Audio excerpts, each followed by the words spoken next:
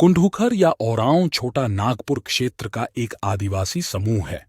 ओरांव अथवा उरांव नाम इस समूह को दूसरे लोगों ने दिया है।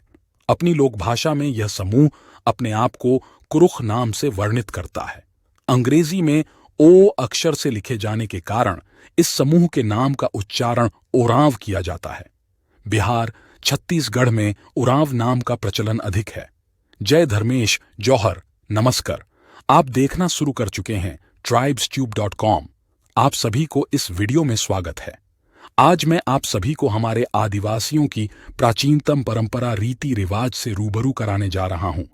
इस वीडियो में हमारा क्या क्या अतीत में था और अभी कैसे वह सब लुप्त होता जा रहा है, इसके बारे में हम आपको बताने का प्रयास करेंगे, तो हमारे साथ बने रहे। चलिए वीडियो को शुरू करते हैं।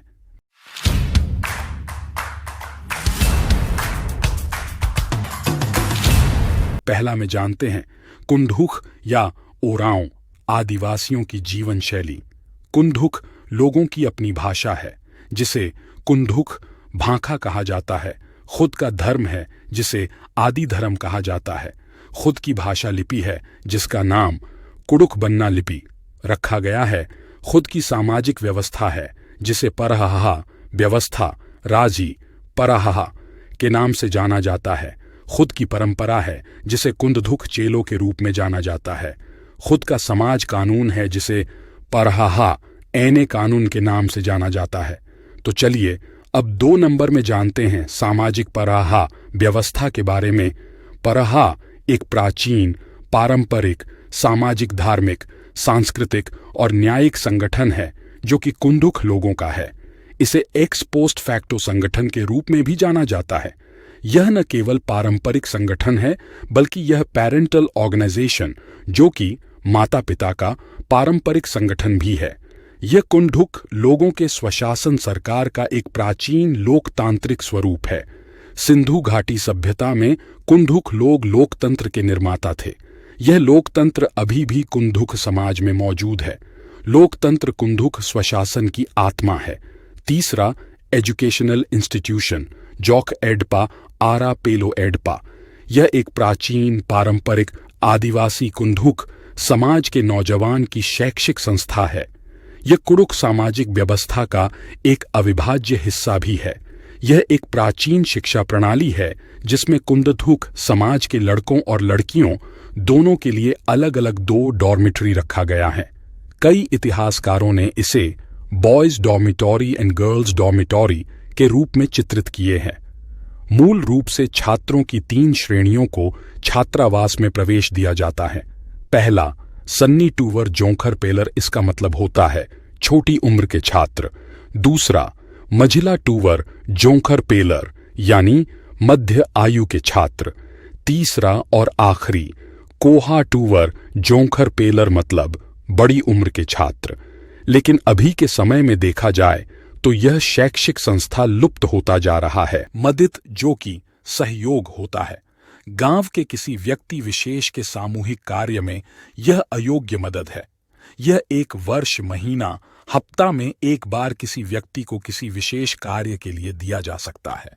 इस तरह की कार्य प्रणाली को मूल रूप से पारस्परिक विकास के लिए अनुकूलित किया गया था। यह कार्य प्रणाली कई प्राचीन स्मारकों और किलों को स्थापित करने में मदद करने में सक्षम थी।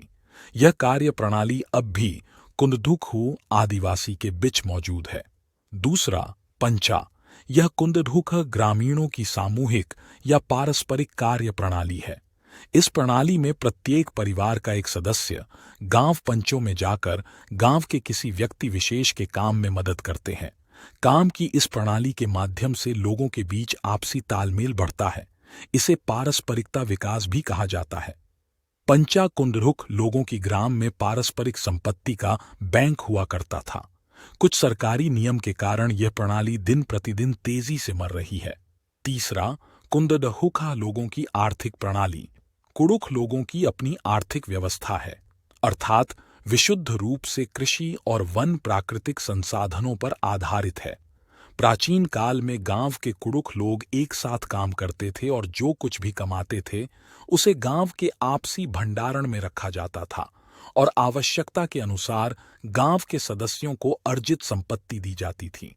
लेकिन अब आधुनिक युग में लोग जितना कमाएंगे उतना कमाएंगे। आखिरी में जानेंगे कुडुख आदिवासी समाज के महापुरुषों के नाम। Number 1 doctor Kartik Oram, number 2 पुरखा पचवाल राजीगुरु भिखराम भागात, नंबर 3 पुरखा पचवल देवचरण भगत, नंबर 4 जातरा टाना भगत, नंबर 5 वीर बुधु भगत, नंबर 6 पंडित आयता ओरांव, आना आदि प्रार्थना लेखक। ऐसे बहुत सारे हैं जो हम बोलते जाएंगे, लेकिन नाम खत्म नहीं होगा। तो दोस्तों, आज के इस जानकारी वीडियो कैसा लगा जरूर कमेंट करके बताएं। हम आपसे विदाई लेते हैं, मिलेंगे अगले वीडियो में। धन्यवाद।